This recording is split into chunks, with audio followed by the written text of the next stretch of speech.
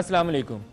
गुज़श्ता इंतखाबात में पाकिस्तान मुस्लिम लीग नवाज़ को हुकूमत मरकज़ में भी मिली और पंजाब में भी, लेकिन पाकिस्तान तहरीक इंसाफ वोटों के अतबार से दूसरी बड़ी जमात के तौर पर उभर कर सामने है। खैबर पख्तूनख्वा में इनकी हुकूमत भी बनी, लेकिन एक साल गुजरने के बावजूद ना ही तो पाकिस्तान रोशन पाकिस्तान बना और ना ही पाकिस्तान नया पाकिस्तान बना, जो इन दोनों जमातों का नारा था।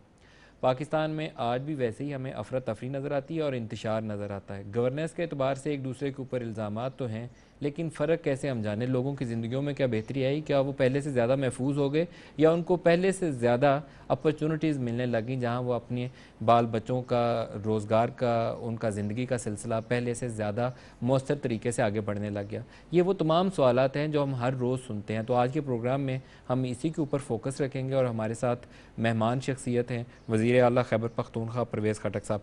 परवेज़ खटक साहब, बहुत शुक्रिया आपने हमें आज वक्त दिया। सबसे पहले जो आजकल सबसे करंट इशू है उसी से स्टार्ट करना चाहूँगा। IDPs के हवाले से बहुत ख़बरें आती हैं। नवाज़ शरीफ साहब तशरीफ़ भी वहाँ लेकर गए। हम 10-11 साल से जानते थे कि नॉर्थ वज़ीरिस्तान में कभी ना कभी एक स्टेज आनी है जब हमें ऑपरेशन करना है और वहाँ से लोगों ने बाहर निकलना है। स्वात और साउथ वज़ीरिस्तान ऑपरेशन से हमने कुछ लेसन्स भी आई होप के लर्न किए होंगे, लेकिन नॉर्थ वज़ीरिस्तान के लोग बाहर निकले तो लगा ये कि ना फेडरल गवर्नमेंट को पता था, ना KP की हुकूमत को पता था, और वो लोग बेचारे पड़े, कोई पुरसाने हाल नहीं। देखिए, मैं तो बार बार कह चुका हूँ कि ये जो वॉर होनी एक दिन तो थी, लेकिन हमें इतला बिल्कुल नहीं दी गई थी और ना तैयारी थी, ना सूबे की तैयारी थी, ना वफाक की तैयारी थी। तो मैं तो बार बार रोज़ाना ये बात कर रहा हूँ कि हमें एतमाद में लेना चाहिए था ताकि हम तैयारी करते, इनको खुश आमदीद कहते, उनका ख्याल भी रख सकते थे। अब अचानक 10 लाख की आबादी में 8 लाख लोग आ गए तो हमें काफ़ी प्रॉब्लम्स पड़ रहे हैं और अब दिन ब दिन बेहतरी आ रही है। हम कोशिश जारी है कि उनकी सपोर्ट कर सकें। लेकिन खटक साहब, हम एंटीसिपेट क्यों नहीं कर सके? वफाकी, आपने कहा कि ना सूबा तैयार था, ना वफाकी हुकूमत तैयार थी। अगर आपको एतमाद में नहीं भी लिया गया तो वफाकी हुकूमत के तो नॉलेज में होगा जिन्होंने फ़ैसला लिया था। तो हमें यह भी मालूम है कि समर में वो लोग जो ऊपर से बुलंदी से नीचे उतर के आ रहे हैं गर्म इलाके के अंदर, उनके बाल बच्चे भी हैं, औरतें भी हैं, और पर्दा इतना सख्त है उस इलाके में कि वो कैंपों की बजाय कहीं और ठहरना पसंद फरमा रहे हैं। तो हम लोग बिल्कुल बेखबर थे, एंटीसिपेट कुछ भी नहीं किया, कुछ तैयारी नहीं थी। देखिए, हमारे बस की तो बात ही नहीं थी कि हम कह सकते थे कि भाई इस दिन को तैयारी करनी है। तो हम तो इस इंतज़ार में थे कि हमें बताया जाएगा, हमें इतला दी जाए, क्योंकि हम तो इसके हक़ में नहीं थे। हम तो चाहते थे कि बातचीत के ज़रिए ये मसला हल हो जाए और अगर जो लोग बात करना चाहते हैं उनसे बात की जाती तो तब जाके हमें कुछ अंदाज़ा हो जाता कि कुछ होने वाला। ये एक अचानक ऐसा हुआ है जिस पे हमें अफसोस भी और हमें गिला भी है। आपका ख्याल है कि अचानक बेखबरी में हुआ और KP की हुकूमत बिल्कुल इस मामले में लाइन थी? हमें बिल्कुल इसकी इल्म कोई नहीं था। इल्म नहीं था। अब IDPs का बनेगा क्या? क्योंकि जिस हाल में लोग गर्मी में पड़े हुए हैं, मुझे तो लगता है ये समर बड़ी भारी गुजरने वाली है इन सारे लोगों के ऊपर। हमारे भाई बंदे हैं, हमारे बच्चे हैं। यकीनन वो इस वक्त मुश्किलात में, लेकिन सूबाई हुकूमत मुकम्मल उनकी हेल्थ फैसिलिटीज़ दे रही है, उनकी सिक्योरिटी दे रही है, हमारी तरफ से उनको पैसे दिए जा रहे हैं, खाने का बंदोबस्त किया जा रहा है। तो ये सब कुछ बंदोबस्त तो अब तेज़ी से जारी है और वक्त के साथ साथ बेहतरी भी आ रही है। इंशाल्लाह हम उनको पूरी सहूलतें देंगे जितना हमसे हो सकता है। जो हमने अभी तक कवरेज की है, जो नतीजा हम अखज़ कर पाए हैं, माजरत के साथ खटक साहब, हमें तो लगता है ये है कि इनकॉम्पिटेंस का लेवल नवाज़ शरीफ साहब का भी और KP के हुकूमत का भी बिल्कुल एक जैसा था IDPs के मामले में। संभाल नहीं सके हम। नहीं, ऐसी बात नहीं है। ये इतने IDPs अगर अमेरिका भी में निकल आए ना तो वो इसको कैटर नहीं कर सकते हैं। अचानक अगर ये इस्लामाबाद में 8-10 लाख लोग आ जाएँ तो कोई भी कुछ नहीं कर सकता, लेकिन वक्त के साथ साथ हमने उनको कंट्रोल किया, वक्त के साथ उनके फैसिलिटीज़ दे रहे हैं। क्योंकि अचानक अगर आप कहें कि एक हफ़्ते में सब कुछ ठीक हो जाए, आप जाकर अब देखें आपको बेहतर सहूलतें मिलेंगी, अस्पताल में डॉक्टर्स मिलेंगे, वहाँ दवाइयाँ भी मौजूद हैं, बहुत चीज़ें अब फैसिलिटीज़ वहाँ पहुँच चुकी हैं। अभी वो मसले नहीं है जो पहले हफ्ते में थे। जब स्वात में और साउथ वज़ीरिस्तान के अंदर ऑपरेशन किए गए थे, बहुत से और ट्राइबल एरियाज़ के अंदर मुख्तलिफ बेल्ट्स थी जहाँ वक्तन फ़क्तन हुआ, लेकिन स्वात और साउथ वज़ीरिस्तान हमारे पास दो बड़ी केस स्टडीज़ हैं। उनसे हमने कुछ लेसन्स नहीं लर्न किए, कुछ हमने SOPs ड्रॉ नहीं किए कि हमने इस सिचुएशन से कैसे निपटना है। नहीं, देखिए, हमारे पास अपना डिज़ास्टर मैनेजमेंट सेल है, वो बिल्कुल तैयार है, सब चीज़ें उनके पास मौजूद होती है, लेकिन अब सब चीज़ों को एक जगह शिफ्ट करना, तैयारी करना, उसको थोड़ा टाइम लग जाता है। अदरवाइज़ हमारे पास पूरी फैसिलिटीज़ है, हमारा डिज़ास्टर सेंटर है, उनके पास सब कुछ खाने पीने की चीज़ें सब कुछ मौजूद होती है और एनी इमरजेंसी में हम हर तैयार रहते हैं। कितने IDPs अभी तक रजिस्टर किए हैं आपने? ये तकरीबन 8.5 लाख पहुँच गए और लगता है ये 10 लाख तक पहुँच जाएगी। इब्तदाई तौर पर लोगों का ख्याल ये था कि ये 5 से 7 लाख के दरमियान कोई भी नंबर हो सकता है, लेकिन अब ये तादाद जिस रफ्तार से बढ़ रही है, या तो उसमें डबल रजिस्ट्रेशन का फैक्टर हो सकता है। बाज़ लोगों का ख्याल है कि इर्द गिर्द के कुछ इलाकों से कोई जानी खेल के इलाके से कहते हैं कोई मानदेय वगैरह, ये कुछ इस तरह की भी साथ हुई है कि वो लोग साथ आ मिले IDPs के। इज़ इट इसमें ट्रू? कुछ रजिस्ट्रेशन में लोगों ने जाली की हुई हैं, लेकिन वो इस वक्त नादरा उसको पूरी चेक कर रही है। उसमें हो सकते हैं 50-60 हज़ार जाली हो, लेकिन बाकी सही है और लोग आ ही नहीं सकते हैं क्योंकि सबको आइडेंटिफिकेशन हो रही है थ्रू नादरा। आपने क्या इंतजामात किए हैं? क्योंकि एक ख़बर यह है कि जितने मतलूब दहशतगर्द थे, किसी ने बाल कटवा लिए हैं तो किसी ने दाढ़ी साफ़ करवा ली है, तो IDPs के भेस में वो भी अंदर घुस आ सकते हैं कि वो लोग बाकी शहरियों की जान के दर पे ना हो जाए। कैसे आइडेंटिफाई करेंगे, कैसे सिक्योर करेंगे KPK को? देखें, ये जो IDPs का मसला, ये फेडरल मसला है और फाटा का मसला है। इस वक्त टोटल कंट्रोल जो है ना हमारे आर्मी के पास है। वो जब हमारे सूबे में जब एंटर किया तो इनकी रजिस्ट्रेशन सारी आर्मी ने की, एक ही रूट के थ्रू आए, सबको सबके आइडेंटिफिकेशन ली गई, शनाख्ती कार्ड देखे गए। जिनके पास शनाख्ती कार्ड नहीं थे मौके पर नादरा वहाँ बैठी हुई थी, उनको शनाख्ती कार्ड दिए गए। तो ये अब नहीं कहा जा सकता कि इसमें दहशतगर्द है या नहीं, लेकिन ये जिम्मेवारी हमारी नहीं थी, तो मैं ये कन्फर्मेशन नहीं दे सकता हूँ कि इसमें कौन कौन थे। लेकिन क्योंकि हम ये सारा मुल्क एक जैसे, लोग शक्लें एक जैसी है, कपड़े एक जैसे हैं, तो ये आइडेंटिफिकेट बड़े मुश्किल से आइडेंटिफाई हो सकते हैं कि ये कौन है कौन नहीं है। अगर स्पिल ओवर होता है, अब क्योंकि वो सेटल्ड एरिया में आ गए ना, अब तो वो फाटा बेल्ट में नहीं रहे, IDPs बन के वो आपके सेटल्ड एरिया में स्पिल ओवर होता है, तो आपने कोई ऐसे इंतजाम किए हैं being chief executive of the province कि अपने सूबे के अवाम का बेहतर तहफ़्फ़ुज़ कर सकें, इनके भेस में कुछ ऐसे लोग ना आ जाएँ जो बम धमाके करने शुरू कर रहे हैं? देखिए, ये कोई मुश्किल काम नहीं है कि कोई कहे कि वो ट्राइबल से यहाँ स्पिल ओवर कर सकते हैं। हमारा हज़ार किलोमीटर से ज़्यादा बॉर्डर एरिया, एनी टाइम वो क्रॉस करते रहते हैं।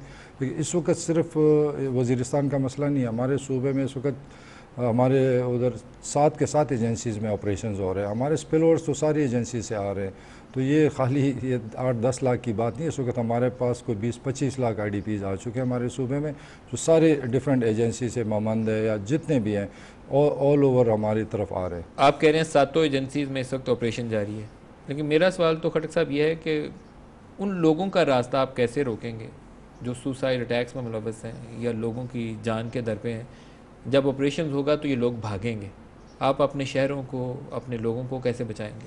जितना हमसे हो सकता है, हमारी पुलिस पूरी तनदेही के साथ काम कर रही है। हमने अपने बॉर्डर्स को डिफरेंट जगह से रोड सील किए हुए हैं, लेकिन फिर भी मैं गारंटी से नहीं कह सकता हूँ कि हम सब कुछ कंट्रोल कर सकेंगे, क्योंकि हमारे बॉर्डर और पेशावर सिटीज़, जितनी सिटीज़ है, with in 1 kilometre, with in ½ kilometre हमारे बॉर्डर्स हैं। तो स्पिल ओवर आते रहेंगे। अल्लाह करे कि ऐसा ना हो कि आइंदा भी ऐसे हालात बन जाए। लेकिन हमारी पुलिस फोर्स, आर्मी जिस और FC मिलकर सारा ये काम कर रही है, और हम सारे बॉर्डर एरिया को चेक्स हो रहे हैं और सर वहाँ पर लोग हमारे मौजूद हैं। लेकिन खटक साहब, आपकी बातों से तो ये तासुर मिलता है कि आप इस मामले में कम्प्लीटली हेल्पलेस हैं, क्योंकि बड़ा बॉर्डर बहुत ज़्यादा है और डिस्टेंस भी कम है, कुर्बत उनसे इतनी करीब है, तो वो कुछ भी आके किसी वक्त भी कर सकते हैं, आप कुछ नहीं कर सकते। देखिए, हेल्पलेस तो इस वजह से हैं कि हमारे 1200 किलोमीटर के बॉर्डर है, लेकिन हमने अपनी पुलिस फोर्स को एक फ़ोर्स की शक्ल में आगे लिया है, और हमारी पुलिस इस वक्त बड़ी दलेरी के साथ मुकाबले भी कर रहे हैं, और हम अपने सारे सिटीज़ में हम बहुत एक्टिव है हमारी पुलिस। तो हमारी तो कोशिश है कि हम इसको रोक सकें, लेकिन कुछ ना कुछ तो हो सकता है। हम इसका नहीं कह सकते हैं, मैं किसी गारंटी नहीं दे सकता, ना कोई भी नहीं दे सकता। जिसका 1200 किलोमीटर का बॉर्डर हो और वो पोरस हो, तो किस तरह कोई कह सकता है? क्योंकि ये हमारी सबसे बड़ा मसला हमारा FC का है। जो FC हमारे सूबे में बनी थी, वो इसलिए बनी थी कि ट्राइबल बेल्ट और सेटल एरिया के दरमियान उन्होंने सारा गार्ड करना था। इस वक्त हमारी FC मौजूद नहीं है, तो ये भी बड़ा हिस्सा बलूचिस्तान में, बलूचिस्तान में नहीं है। वो FC फ्रंट वो नहीं है। वो फ्रंटियर कोर, या आप कांस्टेबलरी की बात कर रहे हैं? कांस्टेबलरी की बात कर रहा हूँ। वो क्योंकि ज़्यादा पंजाब में, सिंध में उनको चौकीदारी पर लगाया, हालांकि वो भर्ती और ये फोर्स बनी इसलिए थी कि हमारा ये सेटल और ट्राइबल एरिया को गार्ड कर सके। अच्छा खटक साहब, जब मैं आपका अगर कंपैरिजन, पुलिस का भी जिक्र हो रहा है, आपका as chief minister comparison Shahbaz Sharif साहब से करना चाहूँ। 10 मुहर्रम का वाक़या हुआ था और किलिंग में फाइनली पुलिस का रोल सामने आया था। अभी लाहौर का एक सानिया सामने आया ताहिरुल कादरी की अराइवल के मौके के ऊपर, गोलियां चलाने वाले दोबारा पुलिस वाले थे। KPK में हम चले जाते हैं तो जेल ब्रेक का वाक़या होता है, जिसमें वफाकी हुकूमत आपको बता चुकी है and your government fail to defend it. तो हमें फ़र्क कहाँ नज़र आता है? ये जेल वाक़या एक डिफरेंट वाक़या था। ये तो एक ऐसा वाक़या था जो मुझे बहुत अफसोस है उस पर, क्योंकि हमने पूरा जेल को किया था, कंट्रोल किया था, हमारी फोर्सेस वहाँ मौजूद थी, लेकिन अफसोस किसी ने वहाँ पर फायर ही नहीं किया। क्यों? ये तो अभी तक हमने इंक्वायरीज़ की है, लोगों को सस्पेंड किया है, नौकरी से निकाला है, ये वजह भी नहीं मालूम हो सकी कि क्यों उन्होंने फायर आपने नहीं सस्पेंड कैसे किया अगर इंक्वायरी के नतीजे में अगर आइडेंटिफाई नहीं हुआ कि रीज़न क्या था? किया। इंक्वायरीज़ में यही है कि भाई पुलिस मौजूद, सब सारे लोग मौजूद है, एक दहशतगर्द आए, उन्होंने जेल में एंटर किया, किसी ने एक गोली नहीं चलाई। गले काटे उन्होंने, वहाँ मौजूद रहे, रूफजा पिया उन्होंने बड़े आराम से, ऊपर मशीन गन्स लगी हुई थी और आपकी गवर्नमेंट को पहले इतला थी। Why you fail to respond? We were there, हमारी पुलिस वहाँ थी उस वक्त, चूँकि वो नई नई हुकूमत बनी थी, वो हमारी पुलिस एक फ़ोर्स नहीं थी उस वक्त। वो एक अजीब व गरीब हमारी पुलिस बनी हुई थी, इसमें सियासी इंटरफेरेंस थी, उसमें बहुत हमारी शिकायत थी। तो उस वक्त जो हुआ, हम आज तक परेशान है कि कैसे ये काम हुआ। या तो वो मिले हुए थे या कोई ऐसा सिलसिला था, अदरवाइज हम रेडी क्या थे। इंक्वायरी से ये साबित हुआ कि वो मिले हुए थे? क्योंकि ये मुहर्रम 10 मुहर्रम वाला जो वाक़या पिंडी का है, मेरी जो अपनी इतलात है, मेरे ख्याल में कुछ इनसाइड एलिमेंट था जिसकी सिंपथी थी, जिस वजह से ये ट्रिगर हुए थे क्लैशेस। नहीं हो सकते, वहाँ तो जेल वाला सेपरेट केस, इनसाइड एलिमेंट हो सकते हैं जो मिले हुए थे। जो लाहौर वाला मसला तो कुछ और था, इनको तो फायर की इजाज़त दी गई। किसने? ये तो अब इंक्वायरी से पता चलेगा, क्योंकि अगर मैं एज ए चीफ एग्जीक्यूटिव या मेरा आईजी ऑर्डर नहीं करता तो कभी भी पुलिस फायर नहीं कर सकती। वहाँ वज़ीर आला के पास होम मिनिस्ट्री भी है, तो आप भी वज़ीर आला हैं, क्या इख्तियारात होते हैं? क्या आपकी मर्ज़ी के बगैर जाके आप अगर होम मिनिस्टर भी हो तो पुलिस वाला खुद से फायर खोल सकता है? देखिए, हमारी पुलिस में अब फ़र्क आ गया है। अब हम पुलिस में इंटरफेयर नहीं करते हैं, हम पुलिस को मुकम्मल इख्तियार दिया हुआ कि वो अपनी मर्ज़ी से काम करे, लेकिन आईजी के बगैर कभी भी फायर नहीं हो सकता। या आईजी या वज़ीर आला या वज़ीर होम मिनिस्टर या वज़ीर आला। लेकिन हमारी फ़ोर्स एक अलग फ़ोर्स बन चुकी है। मैं इंटरफेयर नहीं करता, मैं आईजी अपनी डीआईजी मर्ज़ी से नहीं लगाता, मैं डीएसपी मर्ज़ी से नहीं लगाता। लाहौर वाले फायरिंग का वाक़े का आप तज़किरा कर रहे हैं, आपके ख्याल में उसकी ज़िम्मेदारी फिर किस पे आयद होगी? ये ज़िम्मेदारी मैं तो किसी पर आयद नहीं कर सकता, लेकिन उनकी कमज़ोरी है या उनका फ़ोर्स का गलत एक्शन था जो उन्होंने लिया गया, किसने ऑर्डर दिया, क्यों किया, ये एक मुअम्मा है जो उसको सॉल्व होना चाहिए। आपने कहा आपकी पुलिस बदल गई है। अभी मैंने जितनी रिपोर्ट्स पढ़ी हैं पेशावर के और एडजॉइनिंग एरियाज़ के हवाले से, पिछले चंद माह के अंदर अगर बम धमाकों के नतीजे में लोगों की जानें नहीं गई तो वहाँ भत्ता वसूली शुरू हो गई है। वहाँ वो मसला जो कराची में आया करता था, अब उससे ज़्यादा इस वक्त KPK के अंदर मौजूद है। वहाँ से बिज़नेस फैमिली शिफ्ट कर रही हैं। तो ऐसे हालात नहीं है जैसे आप कह रहे हैं। भत्ताखोरी थी, स्टार्ट हुई थी, आज से स्टार्ट नहीं है, 2-3-4 सालों से स्टार्ट है। अभी काफ़ी फ़र्क आ गया, कई लोगों को हमने गिरफ़्तार किया है। वो अब वो पोजीशन नहीं रही जो पहले थी, क्योंकि उसमें सियासी मदाखलत होती थी। अभी हमारी फ़ोर्स है एक पुलिस, और हम उनके पीछे लगे हुए हैं और बहुत लोगों को गिरफ़्तारी कर चुके हैं। हम इंडस्ट्रियलिस्ट से मिल रहे हैं और ऐसे हालात नहीं है जितने यहाँ पर पेश किया जाता है। वो अभी चंद ही दिन पहले वहाँ पर बिज़नेस चैम्बर वालों ने कहा कि हमारे 150 जो मेजर बिजनेसमैन थे वो यहाँ से मूव आउट कर गए, और उन्होंने बड़ा सा इश्तहार लगा के अपने सामने, अभी चंद दिन पहले की बात है, प्रोटेस्ट लॉन्च किया हुआ था इसी हुकूमत में, आप ही की नई पुलिस के तहत। देखिए, मैं एक्चुअल बताता हूँ, हमारे पास तो रिपोर्ट करते ही नहीं है। मुश्किल से अगर मैं सारे साल का रिपोर्ट निकालूँ तो हमारे पास 10 या 15 रिपोर्ट्स होंगे भत्ताखोरी के। हम उनको रिक्वेस्ट करते हैं कि हमें रिपोर्ट करें, हमें बताएं, हम उनको पकड़ें। वो रिपोर्ट भी नहीं करते हैं और इल्ज़ामात भी लगाते हैं। हमने जो हमारे इंडस्ट्रियलिस्ट है उनको सेपरेट मीटिंग्स भी की है, हमने उनके लिए अलग सेल भी बनाया कि आपका नाम भी नहीं आएगा, आप सिर्फ हमें बता दें, टेलीफोन नंबर दे दें, या अगर किसी ने पैसे दिए उसके बाद इतला दे। अब लोग जब बताएंगे नहीं, हमें इन्फॉर्मेशन नहीं देंगे, हमें जो लोगों को अगवा करते हैं उनके रिपोर्ट नहीं देंगे तो क्या कर सकते। इसका मतलब है अगर जब लोग रिपोर्ट नहीं करेंगे तो हम उसमें आगे कुछ एक्शन नहीं ले सकते। प्रॉब्लम सबसे बड़ी ये है। 1-2 रोज़ पहले कराची में मीटिंग हो रही थी, वहाँ पे भी बिजनेसमैन ने यही शिकायत की नवाज़ शरीफ साहब को। तो वहाँ पर कायम अली शाह साहब ने कहा कि अगर आप बिजनेसमैन को मुखातिब करते हुए कहा कि अगर आप समझते हैं कि मैं बेहतर नहीं संभाल रहा, आप बेहतर संभाल सकते हैं तो आप संभाल लें। तो ये तो फिर हल नहीं होता है ना। ये बीइंग तो chief executive of the province आपकी जिम्मेदारी है। नहीं, मैं तो जिम्मेदारी लेता हूँ, लेकिन मैं उनसे ये भी रिक्वेस्ट करता हूँ कि आप दें, मुझे नाम दें या जो टेलीफोन नंबर दें, रिपोर्ट करें। पुलिस हमारी उनको रिक्वेस्ट कर रही है, हमने सेपरेट सेल बना लिए हैं, हमारे आईजी और हमने डिफरेंट मीटिंग्स की है कि आप एटलीस्ट हमें बताएं। इल्ज़ाम शोर मचा रहे हैं लेकिन बताओगे नहीं तो फिर क्या कर सकते हैं। अगर मैं कहूँ कि मेरे घर चोरी हुई और मैं बताऊँगा नहीं कि कोई आया था या कोई डिस्क्रिप्शन नहीं बताऊँगा तो मैं क्या कर सकूँगा, हुकूमत क्या कर सकती है। खटक साहब, आपकी इजाज़त से एक ब्रेक ले लें, एक शॉर्ट ब्रेक ले लें जी, वापस हाजिर होते हैं, हमारे साथ रहेगा।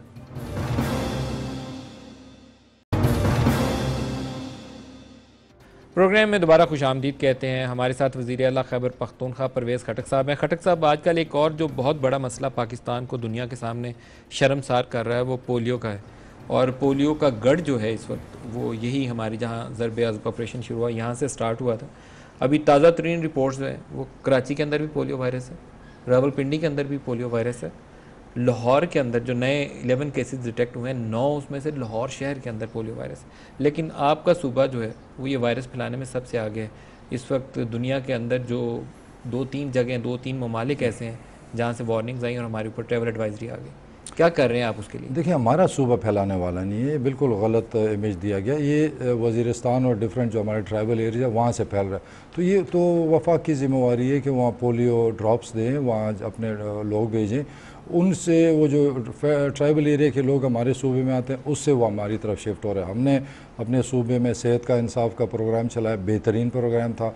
अभी लास्ट टेस्ट हुए हैं पेशावर के, Peshawar is clear of polio now, और इस तरह सारे डिस्ट्रिक्ट्स में हमारा सेहत का इंसाफ का प्रोग्राम चल रहा है। हम पोलियो के ड्रॉप्स दे रहे हैं हर एक को, हम घर घर जा रहे हैं, हमारी पुलिस उनको प्रोटेक्शन भी दे रही। हालांकि पहले तो लोग डरते थे पोलियो ड्रॉप्स देने से, हुकूमतें डरती थी, अब तो हमारी पूरी फोर्स लगी हुई है साथ, और अल्लाह का शुक्र है कि तकरीबन सारे सूबे में हमने पोलियो ड्रॉप्स दे दिए। और ये हमारे सूबे का फैला हुआ चीज़ नहीं है, ये वो इन्हीं ट्राइबल एरियाज़ की तरफ से हमें शिफ्ट, क्योंकि वो पोलियो वैक्सीन नहीं ले रहे हैं, ड्रॉप्स नहीं ले रहे हैं, तो ये भी एक वफाक का मसला है कि वो जाए और उसको ठीक करें। लेकिन खटक सर, जहाँ पर मरकज़ में हुकूमत और हो और सूबों में मुख्तलिफ हुकूमतें हों, हमारे पास करीब 3 मिसाल इंडिया की मिलती है। कोऑर्डिनेटेड अप्रोच होती है, आप उलमाए किराम को साथ में लाते हैं, वफाक की मदद लेते हैं, फ़ौज की मदद लेते हैं, सूबाई हुकूमत आगे बढ़ती है, क्योंकि इस वक्त तो जो पेशावर शहर था वो सबसे बड़ा गढ़ था। सबसे ज़्यादा आपकी ड्रेन के अंदर वायरस के सबसे ज़्यादा सैंपल्स पेशावर शहर के अंदर मौजूद थे। ये कोऑर्डिनेटेड एफर्ट हमें कहीं नज़र नहीं आई है। कहीं वफाक पीछे हट जाता है, कहीं सूबा पीछे हट जाता है, कहीं उलमा कराम के पास नहीं आप जाते, वो कोऑर्डिनेशन क्यों नहीं होता? देखिए, सूबे में सूबों की ज़िम्मेवारी है, हमने अपनी सब ज़िम्मेवारी कबूल की, हमने पूरा पोलियो ड्रॉप्स के मुहिम चलाया और बहुत कामयाबी से चला। अभी पहले आपको बताया, पेशावर इज़ क्लीन नाउ, वहाँ पर अभी टेस्ट हुए हैं, वहाँ पर पोलियो के असरात तकरीबन ख़त्म है। मुश्किल से इस पिछले 5-6 महीने कोई केस सामने आया। तो हमारी ज़िम्मेवारी अपने सूबे में, अब ट्राइबल एरिया ये ज़िम्मेवारी फेडरल की है, पंजाब की और सिंध की, तो हम अपनी ज़िम्मेवारी ले रहे हैं और उसको हम फेस कर रहे हैं और उसको हम पूरा काम कर रहे हैं। तो मेरी शहबाज साहब के हवाले से एक बड़ी तनकीद रही है कि उन्होंने बहुत बड़ा पैसा जो था ये एलिवेटेड मेट्रोज़ के ऊपर सर्व कर दिया है। जो पैसा उन्हें सेहत के ऊपर और स्कूलों के ऊपर खर्च करना चाहिए था वो नहीं किया। लेकिन आप भी, मुझे लगता है कि उस मामले में उनसे पीछे हटने वाले नहीं हैं। आपकी भी खबरें चल रही हैं कि आपको भी एलिवेटेड मेट्रो चाहिए, कोई 50-52 अरब का मनसूबा आप भी तैयार करके बैठे हो। नहीं, ये इन्फॉर्मेशन मैं अखबारों में पढ़ रहा हूँ, मुझे हंसी भी आती है, पता नहीं किसने उड़ाई है। हम एलिवेटेड की तरफ नहीं जा रहे हैं। हमारी कोशिश, हमारे पास 2 ट्रैक्स है, अभी तक हमारी फिजिबिलिटीज़ बन रही हैं, हम प्लानिंग कर रहे हैं। एक हमारे पास रेलवे ट्रैक है पुराना, उसके साथ विदाउट एलिवेशन हम ग्राउंड पर ले जाना चाहते हैं, और हमने जो हिसाब किया है वो मैक्सिमम 10 अरब रुपए लगेंगे। इन्होंने तो 30-35 अरब लगाया। इंशाल्लाह अगर हमें रेलवे रुकावट ना बने और फेडरल हुकूमत हमारा साथ ना दे तो हमारे लिए मसला बन जाएगा। दूसरा, हमारे पास शहर के अंदर है जिसमें सिर्फ 4 किलोमीटर एलिवेटेड है और बाकी रोड पे जाएगा, तो दोनों पे काम हो रहा है। महीने 1.5 तक हम इंशाल्लाह हम फैसला करेंगे। हमें ज़्यादा फिजिबल जो रेलवे ट्रैक के साथ जा रहा है वो बनता है, तो हमने ऑलरेडी फेडरल गवर्नमेंट को लिख दिया है कि हम आपकी ज़मीन लीज़ पर लेना चाहते हैं और वहाँ पर हम अपना ये बस चलाना चाहते हैं। मैंने आपके तीनों मॉडल्स की स्टडीज़ पढ़ी हैं, ये जो आपने तीनों मॉडल्स जिक्र किए हैं, तीनों की फिजिबिलिटी स्टडीज़ पढ़ी हैं। फुली एलिवेटेड पे अगर आप जाते हैं तो दैट इज़ 51.7 बिलियन, तो दूसरे पे आप जाते हैं तो कॉस्ट नीचे आती जाती है। ये खैर आपकी तरजीह होगी। लेकिन स्कूल बनाने में हमारे वो वज़ीर आला पंजाब साहब ने दानिश स्कूल 4-6 बनाए हैं, लेकिन जहाँ पर सबसे ज़्यादा सदन पंजाब के अंदर पंजाबी तालिबान का गढ़ जाना जाता है, जहाँ उन्हें 1000-2000 स्कूल बनाने चाहिए, तो वो काम उन्होंने नहीं किया। वो काम हमें आपकी तरफ से भी नज़र नहीं आया। आप भी वो कुछ अखबारात में हम इश्तहार देखते हैं तामीर स्कूल के, लेकिन कितने स्कूल DI खान में बने होंगे, बन्नू टांग के अंदर बने होंगे, मुझे इनका अभी तक जवाब नहीं मिला। देखिए, ये दानिश स्कूल और इतने कीमती स्कूल बनाना मैं उसके हक़ में नहीं हूँ। मैं चाहता हूँ सबके लिए, गरीब आदमी है, गरीब के बच्चे, उनके लिए बराबर के स्कूल होंगे। हम इस साल हमारी कोशिश हम और ज़्यादा स्कूल ना बनाएं। जो हमारे पास स्कूल्स हैं, यहाँ पंजाब में स्कूल है, क्या वहाँ पर फर्नीचर मौजूद है? क्या वहाँ पर टीचर्स मौजूद हैं? क्या वहाँ पर रिज़ल्ट्स प्राइवेट स्कूलों के मुकाबले में हैं? हम तो अपना जो हमारे पास मौजूदा स्कूल्स हैं, हम इस साल और आइंदा सालों में हम उनको फुली फर्निश करेंगे। हम वहाँ टीचर्स पूरे कर रहे हैं, हम वहाँ पर हमने निज़ाम तालीम चेंज कर दिया। गरीब का जो उर्दू में पढ़ते थे और सरमाएदारों के बच्चे अंग्रेज़ी में पढ़ते, हम यकसा तालीम निज़ाम तालीम ले आए हैं। मार्च से क्लासेस शुरू हो चुकी हैं। बहुत अफसोस की बात है, मुझे पंजाब का नहीं पता, हमारे सूबे में वहाँ भी 2 कमरों का प्राइमरी स्कूल बनता है। अब 2 कमरे और 6 क्लासेस और 2 टीचर, क्या ये इंसाफ है? अभी हमने नेक्स्ट ईयर से जो अभी इस साल जो नए स्कूल हम बना रहे हैं, जो उसमें 6 कमरे होंगे, 6 टीचर्स होंगे, ताकि गरीब के बच्चे को सही तालीम मिल सके। और जो बाकी पहले के पुराने स्कूल्स थे उसमें भी हम कमरे प्रोवाइड करें, उसमें और टीचर्स प्रोवाइड करें। तो हम जो स्ट्रक्चर हमारे पास मौजूद है उसको हम ठीक करना चाहते हैं, उसकी तालीम का सिस्टम बेहतर करना चाहते हैं। हम टीचर्स को बेहतर ट्रेनिंग दे रहे हैं। मैंने पहले मालूम किया क्या ट्रेनिंग होती थी, 2 दिन की ट्रेनिंग होती थी कि भाई टीचर ट्रेंड हो गया। अब हम पूरी छुट्टियों में उनको ट्रेनिंग दे रहे हैं ताकि टीचर्स हमारे सही ट्रेंड और सही तालीम दे सकें। सब ये बड़ा नोबल है कि अगर आप ये जा रहे हैं यकसा निज़ाम तालीम की तरफ और उस टीचर्स ट्रेनिंग की तरफ, लेकिन एक चीज़ जो बड़ी अफसोसनाक और दुख भरी वो ये है कि आउट ऑफ स्कूल चिल्ड्रन की तादाद पंजाब में भी बेपनाह है और KPK में उससे भी ज़्यादा है। आप नए स्कूल की तामीर की तरफ नहीं जा रहे, ना आप जा रहे हैं ना पंजाब जा रहे हैं। मेरे लिए सबसे बड़ा सरप्राइज़ ये है कि जो इस मुल्क का अलमिया है उसे आप एड्रेस नहीं कर रहे। ना देखिए, जो नॉर्मल स्कूल हर साल बनते हैं वो हम बना रहे हैं, अपग्रेडेशन भी कर रहे हैं, लेकिन हमको एक्स्ट्रा स्कूल अभी नहीं। देखिए क्यों नहीं बना रहे, तालीम के लिए ज़्यादा क्यों नहीं स्पेंड कर रहे? वजह मैं बताता हूँ क्यों हमारे गरीब के बच्चे स्कूल से बाहर है। क्योंकि उनको होप्स ही नहीं है, उनको फ्यूचर के सोच ही नहीं है। वो अपने बच्चे को पढ़ा कर क्या करेंगे? वो उसके सिपाही बनेंगे, उस्ताद बनाएंगे, ज़्यादा से ज़्यादा ग्रेड 4 का नौकर बन जाएगा। उनकी जिस दिन उनकी उम्मीद पैदा हो जाए कि मेरा बेटा भी कल डॉक्टर इंजीनियर बन सकता है, मेरा बेटा भी कल कमिश्नर और DIG बन सकता है, तो कभी ड्रॉप आउट नहीं है। अफसोस की बात आप देखें, जब प्राइमरी स्कूल्स में अगर 100 बच्चे दाखिल होते हैं तो जब वो मैट्रिक जाते हैं ना, सिर्फ 13% रह जाते हैं, 87% ड्रॉप आउट। आप नीचे की बात करते हैं कि नीचे नहीं पढ़ते, मैं कहता हूँ जब मैट्रिक तक ये बच्चे जाते हैं 87% ड्रॉप आउट से। ड्रॉप आउट क्यों? सरमाएदारों के बच्चे क्यों ड्रॉप आउट नहीं होते? क्योंकि उनको पता है कि हम आगे जाके हमारा फ्यूचर सेफ़ है। इनको फ्यूचर सेफ़ नज़र नहीं आता। जिस दिन इनको फ्यूचर सेफ़ नज़र आ गया, मैं आपको यकीन दिलाता हूँ कि इंशाअल्लाह ताला हमारे सूबे में जब उनको पता चल गया कि मेरा बच्चा सरमाएदार के बेटे का मुकाबला कर सकेगा, कोई ड्रॉप आउट नहीं होगा, कोई वो स्कूल मिस नहीं करेगा, क्योंकि होप्स ही नहीं है। जिस चीज़ में होप ही नहीं हो, क्यों अपना वक्त ज़ाया करे? तो मसला यही है कि ये एक तबकाती निज़ाम जो अंग्रेज़ों ने बनाया था, अभी तक वही तबकाती निज़ाम पंजाब में भी चला, हमने चेंज किया और फ्यूचर के लिए चेंज किया। तो जिस दिन इन गरीबों को पता चलेगा हमारा फ्यूचर है, तो मैं अब डंडे से पकड़ कर कोई नहीं पढ़ा सकते। जब तक मैं देखूं कि मेरे बेटे का फ्यूचर है, मैं उसके लिए सब कुछ करूंगा। जब मैं देखता हूं उसका फ्यूचर नहीं है, तो मैं कहूँगा मैं क्यों पढ़ाऊँ। बाज़ और मामला भी हैं जिसके ऊपर आपसे बात करनी बड़ी ज़रूरी है। करप्शन का मामला ऐसा है कि इमरान खान कहते थे ये स्टेटस को की जमातें हैं, बारी लगाई हुई है, करबा परवरी करते हैं, करप्शन करते हैं। आपकी हुकूमत आने के बाद अभी तक जो केसेस सामने आए हैं उसमें 2 आपके MPs के ऊपर, आपकी जमात के MPs के ऊपर बराह रास्त इल्ज़ाम था कि उन्होंने डेवलपमेंट बजट को सेल आउट करने की कोशिश की। ये एक नया कॉन्सेप्ट था कि हम ब्राइब करते हैं अपने पार्लियामेंटेरियंस को डेवलपमेंट बजट के जरिए, उन्होंने उसको भी सेल आउट करने की कोशिश की। फिर आपके जो वज़रा तब्दील हुए उनकी भी कारकर्दगी के साथ साथ कुछ ऐसे मंसूबे भी थे जो सवालिया निशान थे, ये कुछ ऐसी चीज़ें थी जो सवालात उठा रही। क्या फ़र्क क्या था उसमें? सर, ये दोनों चीज़ें गलत है, बिल्कुल झूठ है। मैं सबके सामने कहता हूँ, तो इतना झूठा इल्ज़ाम कभी भी नहीं हो सकता। कोई फ़ंड हमारा सेल आउट हो नहीं सकता। क्या फ़ंड हम उनको जेब में देते हैं कि सेल आउट करते? ये तो ओपन टेंडर्स हैं। हमारे MPs जो हैं वो तो सिर्फ हमें आइडेंटिफाई करते हैं स्कीमें, वो आइडेंटिफाई करते हैं, हमें बताते हैं कि मेरे इलाके में पानी की ज़रूरत है, रोड की ज़रूरत है। वो हम उस लिस्ट को देखकर अगर फिजिबल होते हैं उसके ओपन टेंडर्स होते हैं, ओपन कंपटीशन होता है। हमारा तो अब टेंडर्स ओपन है, ऑनलाइन टेंडर्स है, कोई टेंडर्स भी नहीं जैसे पिछली हुकूमत में टेंडर्स छुपाए जाते थे, कमीशन लिया जाता किया आपने वो जो लक्की मरवत वाला वाक़या बिल्कुल था, मैंने तहकीकात की। सच्चाई क्या थी उसके? बिल्कुल कोई सेल आउट नहीं, गलत अखबार में पढ़ा। मेरी पार्टी के लोग वहाँ हैं, उन्होंने कहा कि हमने स्कीमें दी हैं, हमारे पार्टी के प्रेसिडेंट वहाँ हैं, उन्होंने बताया। ये यहाँ पर इस मुल्क में बदकिस्मती है कि उस तस्दीक के करने से पहले इल्ज़ामात लग जाते हैं और फिर हमारे जैसे लोगों को सफाई बड़ी मुश्किल करनी पड़ती है। जो 3 आपने वज़ीर निकाले उसकी वजूहात क्या थी? देखिए, वज़ीर चेंज करना ही मेरा राइट है एज ए चीफ मिनिस्टर। अगर मैं देखता हूँ कि ये वज़ीर यहाँ फिट है, मैं उसको काम करने दूंगा। मैं समझता हूँ इधर फिट है, मैं उधर लगा देता हूँ। इस पर किसी को क्या एतराज़ होना चाहिए कि मैं अपने वज़ीर बदलूँ? जब मर्ज़ी मैं वज़ीर बन जो अच्छा काम करेगा उसको एलिवेट होगा, अच्छा काम नहीं करेगा कहीं और चला जाएगा। ये हुकूमत के चलाने का तरीका है। हमने तो काम करना है, जो हमारे साथ काम करेगा वो आगे जाएगा, जो काम नहीं करेगा वो पीछे रह जाएगा। ना आज तक करप्शन का किसी पर इल्ज़ाम आए। मैं तो कभी कभी अपने अखबार वालों से बात करता हूँ कि पिछली हुकूमत जैसे डाकू हुकूमत तो मैंने कभी नहीं देखी। नौकरियाँ बिकती थी, ट्रांसफ़र बिकते थे, 10% कमीशन पर ठेके, कभी किसी ने उंगली नहीं उठाई। हमारे हुकूमत में अगर कोई साबित कर दे कि हमारे हुकूमत में कोई टेंडर बिका हो, कोई स्कीम बिकी हो, कोई नौकरी पर पैसा लिया गया हो, कोई ट्रांसफ़र पर पैसे, यहाँ तक तो हम तो सब मेरिट पे काम करें।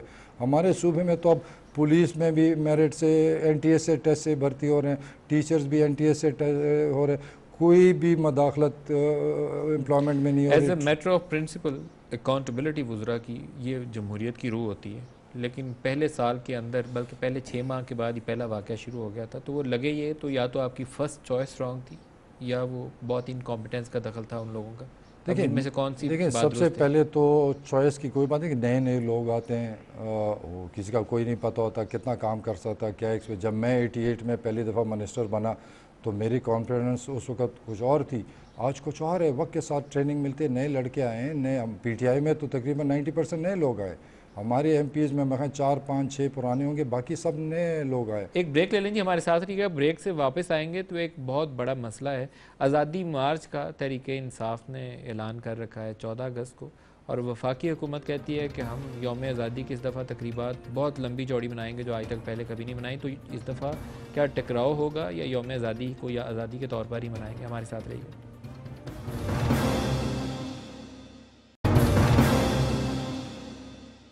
प्रोग्राम में दोबारा खुशामदीद कहते हैं। परवेज़ खटक साहब वज़ीर आला खैबर पख्तूनख्वा हमारे साथ हैं।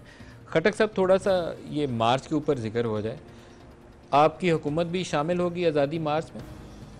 डेफिनेटली जब हमारी पार्टी इन्वॉल्व होगी तो हमारी हुकूमत भी इन्वॉल्व होगी। सिर्फ उसके मार्च में, लेकिन सूबाई हुकूमत की ऑफिशियली इन्वॉल्वमेंट नहीं होगी। कोई उसमें सरकारी ख़र्चे इस्तेमाल नहीं होगी, सरकारी गाड़ियाँ नहीं चलेंगी जो ये लोग करते रहते हैं। वहाँ एक पैसा भी सरकार का नहीं लगेगा, ये पार्टी सारी अरेंज कर रही है और वही सारा काम करेगी। अब ये जो मार्च है ये अजीब सा इसको प्रोपेगेंडा दिया जाता है। हमने सिंपल 2 बातें की तहरीक इंसाफ ने कि हम रिफॉर्म्स चाहते हैं और हम 4 हलके खोलना चाहते हैं। भाई इतनी सी बात है। तो क्या रिफॉर्म्स बुरी बात है अगर हम कहें कि भाई हमें डर है कि आइंदा इलेक्शन में भी यही धांधली होगी? तो ऐसे धांधली वाले इलेक्शन में जाने से फ़ायदा क्या कि सारे 5 साल मेहनत करो और 5 साल के बाद धांधली हो जाए और तुम वहीं के वहीं रह जाओ। हम कहते हैं धांधली हुई, हम कहते हैं सारे पंजाब में हुई, कराची में हुई, लेकिन डिमांड हमारी 4 हलकों के, 4 हलके खोल दें। अगर धांधली नहीं हुई तो बस हम सब कुछ वापस ले लेंगे, कोई मसला ही नहीं है। क्या होगा आज़ादी मार्च के बाद?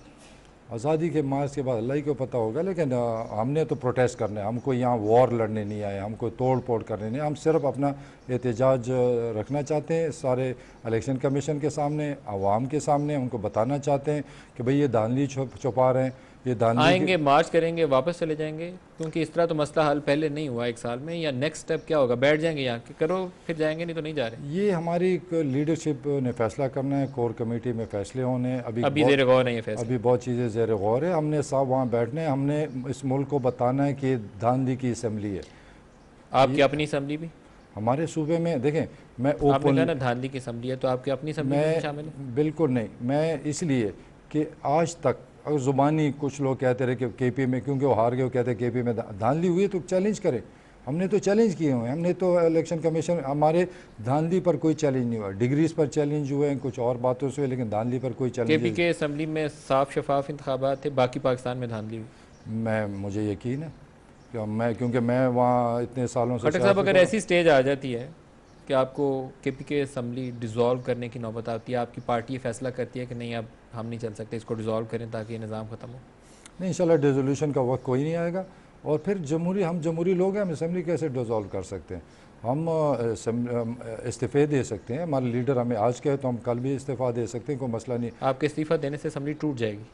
नहीं, ज़रूरी तो नहीं असम्बली टूटेगी। मतलब अगर सारी पार्टियां हमारे साथ खड़ी हो जाती हैं, हमारे इत्तेहादी, तो फिर टूट भी सकती है। लेकिन अगर नहीं खड़ी हों तो असम्बली चल भी सकती है। तो ये ऑप्शन ज़ेर गौर रहेगी आपके पास कि PTI के अरकान असम्बली से मुस्ताफ़ी हो जाए? नहीं, कोई ज़ेर गौर ऐसा कोई फ़ैसला नहीं है, ना ऐसे कोई डिसीजन हुआ है। जनरली एक दफ़ा खान साहब ने एक टॉक शो में बात की, अदरवाइज़ कोई डिस्कशन ही नहीं हुई कि कोई बट इस्तीफ़ा दैट देगा। Option remains open. आपने कहा अगर वो नौबत आती है तो हम इस्तीफे दे सकते हैं।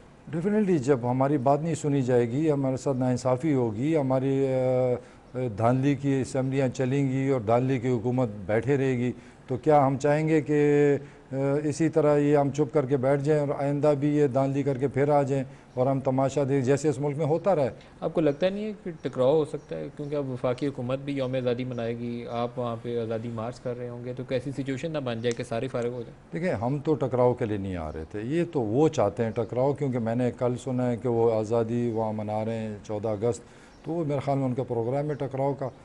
तो चूँकि वो हुकूमत है, उनको भुगतना पड़ेगा, क्योंकि वो सबको टकराव भुगतना चाहते पड़ेगा। हैं। नहीं, भुगतना उसको पकड़ पड़ता है जो हुकूमत में बैठा होता है। बाकी अपोजिशन तो अपना शोर भी मचाती है, सबको हुकूमत को बड़ा दिल रखना चाहिए, उनको तरीक़ाकार, उनको बातचीत के ज़रिए इसको हल निकालना चाहिए। क्यों मैं हुकूमत में बैठा हूँ, मेरी तरफ को एहतजाज करो, मैं जाकर अपनी फोर्स से ले जाऊँ, उनसे टक्कर मारूँ, ये तो ज़्यादती लेकिन है। आपकी मार्च की कॉल बरकरार रहेगी या इसे आगे पीछे करेंगे? नहीं, हमारी बरकरार रही, आपकी बरकरार। बरकरार रही। कुछ चीज़ें ऐसी हैं, अभी हाल ही में नवाज शरीफ साहब जब कराची गए तो वहाँ पे उन्होंने बड़े बड़े प्रोजेक्ट्स बड़ी देर से शिकायत कर रहे थे कि दीजिए। मुझे लगता है KPK के अंदर तालीम के हवाले से, पुलिस के अंदर कुछ हो सकता है, आपको मेजर इंडक्शंस करनी पड़े। पेशावर में हर तरफ से हमले हो रहे होते हैं, उसको ज़्यादा सिक्योर करने के लिए हेल्थ सेक्टर्स के अंदर कोई ऐसी चीज़ें भी हैं जो वफाकी हुकूमत से आपने बात की हो कि सूबे को अपलिफ्ट के लिए ये काम करना चाहिए? नहीं, वफाक से हमें बड़ी उम्मीदें थी कि हमें बहुत कुछ देगी। अब मैंने सिंध देखा कि 80 बिलियन ऐलान किया, मैं ख़ुद परेशान हो गया कि आया ये हमारे वज़ीर-ए-आज़म साहब खैबर पख्तूनख्वा को इस मुल्क का हिस्सा नहीं समझते। मैंने ख़ुद उनसे एक दफ़ा कहा कि ये आपका मुल्क है, ये सूबा आपका है, आप आए इन्वेस्ट करें, बिजली में इन्वेस्ट करें। सबसे सस्ती बिजली पानी से बनती है, जो इस वक्त 4 रुपये में बनती है। कोल से आप बना रहे हैं 12-14 रुपये में, विंड से आप बना रहे हैं 15-16 में, सोलर से आप बना रहे हैं 18-20 में। तो क्यों नहीं हमारे सूबे में जो 20-30 हज़ार मेगावाट बिजली बन सकती है, 4 रुपये वो नहीं बनाना चाहते? क्योंकि ये कभी भी फ्यूचर का नहीं सोचते, ये कभी भी मुल्क का नहीं सोचते, ये अपनी कुर्सी बचाने के लिए डे क्या टू ऐसे डे। मंसूबे हैं जो आपने तजवीज़ किए हों वफाक को? हमारे तैयार मंसूबे हैं, इसमें तो अंधा भी अगर प्राइम मिनिस्टर बन जाए उसको नज़र आ जाएगा कि सस्ती चीज़ कहाँ बनती है। जब मैं अपने सूबे में देखता हूँ कौन सी चीज़ मुझे सस्ती मिलेगी, मैं वही करूँगा ना। ये तो नहीं करूँगा कि महंगी तरीन चीज़। तो क्यों नहीं वज़ीर-ए-आज़म ने वो किया? ये मुझे आज तक समझ नहीं आई कि या तो उनके हमारे पुख्तूनों से नफ़रत है उनको, कुछ तो है, क्योंकि इनका बिलियंस के चाइनीज़ आ रहे हैं, $30 बिलियन और फलाना आ रहा है, मुल्क को कर्ज़ों में डबो रहे हैं। ये कर्ज़े कौन उतारेगा? ये कोई मुफ्त पैसे तो नहीं आ रहे हैं कि हमें मुफ्त कोई दे रहा है और हम बिजली पैदा कर, ये रिटर्न कहाँ से मिलेगी? ये जब कोयले के ये 20 बिलियन अगर हम कर्ज़ा लेते हैं तो ये इतनी महंगी बिजली हो जाएगी, तो बिजली को 40 रुपये यूनिट पे ले जाना पड़ेगा, क्योंकि वो पैसे भी हम ममाए सूद देने पड़ते। हमारे सूबे में अगर आप इन्वेस्ट करते हैं 4 रुपये की बिजली पैदा होती, तो उसमें से आप 4 रुपये कमा सकते हो और 4 रुपये कर्जे में भी दे सकते हैं और मुस्तकबिल भी बच सकता है। खट्टर साहब एक चीज़ और फरमाइएगा, ट्राइबल एरियाज़ के हवाले से बहुत सारे इशूज़ पे आपने कहा कि ये सूबाई हुकूमत की ज़िम्मेदारी नहीं है, वफाक की ज़िम्मेदारी। क्या वो वक्त आ नहीं गया कि जब हमें इन फाटा एरियाज़ को एक बाकायदा सूबे का दर्जा दे के रेगुलराइज़ करना चाहिए, वहाँ हमारा निज़ाम हो, हमारे हाई कोर्ट्स की वहाँ तक रसाई हो? अभी तक हमारे आने पाकिस्तान में फाटा एरियाज हाई कोर्ट्स के अंडर कवर ही नहीं होते, वहाँ पुलिस का निज़ाम हो, जस्टिस सिस्टम। फाटा सबसे पुरअमन इलाका हुआ करता था, कभी वहाँ पर मर्डर्स नहीं होते थे, किडनैपिंग नहीं होती थी। मेरे ख्याल में हमारे पाकिस्तान से ज़्यादा पुरअमन इलाके ये 7 एजेंसी थे, सेफ़ सिक्योर, जब आप वहाँ जाते थे सिक्योर फील करते थे। और ये फाटे के लोग ऐसे थे कि पाकिस्तान के लिए लड़ते थे, ये हमारे बॉर्डर्स को सेफ़ रखते थे, ये बफर स्टेट था। अब इस वक्त अफ़गानिस्तान से के बीच हमारे लाखों फ़ौज वहाँ पहुँच गई, पहले एक सिपाही भी वहाँ नहीं होता था। ये किसने किया? ये हमारे जनरल मुशर्रफ साहब का दिया हुआ रिज़ल्ट है जो हमारे सामने है कि उन्होंने वहाँ पर मलक का निज़ाम ख़त्म किया, PA को कमज़ोर किया, वहाँ लोकल गवर्नमेंट का निज़ाम लाना चाहते थे, ना वो लोकल गवर्नमेंट का निज़ाम आया, ना वहाँ पर वो पुराना सिस्टम वो ख़त्म हो गया, दहशतगर्द घुसना शुरू हो गए, ताकत ख़त्म हो गई।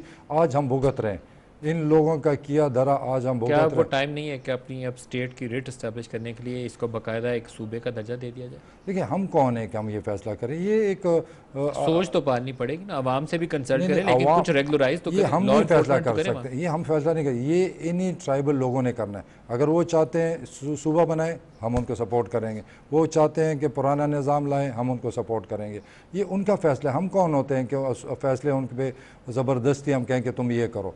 वो नहीं चाहते हैं सूबा तो ठीक है। खट्टर साहब, लेकिन जब से होश संभाली है हम इसको इलाका गैर सुनते थे, अगवा बराए तावान के सारे केसेस इन्हीं जगहों पे कहीं ना कहीं जाके रुपोश होते थे। बिल्कुल। सारा इलाका गढ़ नहीं था, लेकिन मखसूस पॉकेट्स थी जो इसमें मैं आपको बताता हूँ, कोई अगवा बराए तावान ट्राइबल में नहीं होते थे। वो कभी भी अगवा का बंदा अपने एजेंसी में नहीं छोड़ते थे, हमारे सूबे में होते थे और नाम उनका लग जाता था। बिल्कुल अगवा कभी वो नहीं करते थे। होते केपीके के अंदर थे, केपीके के अंदर होते थे और नाम उनका लग जाता था, क्योंकि उनकी ट्रेडिशंस है कि कोई उसके एजेंसी में आता है, वहाँ पर जो मलिक्स हैं, जो एल्डर्स हैं, उनके पूछे बगैर वो एंटर वो कहीं घर में रख ही नहीं सकते थे। प्रोग्राम बिल्कुल एंड पे आ गया। लास्ट क्वेश्चन पूछ लूँ, आप भी बिजली के खिलाफ एहतजाज पे जा रहे हैं। हमारे शहबाज शरीफ साहब जो थे मीनार पाकिस्तान के नीचे दफ्तर से जाके बैठते थे, कुछ आपने भी जगह पसंद किया, आपने दफ्तर कहाँ लगाना है?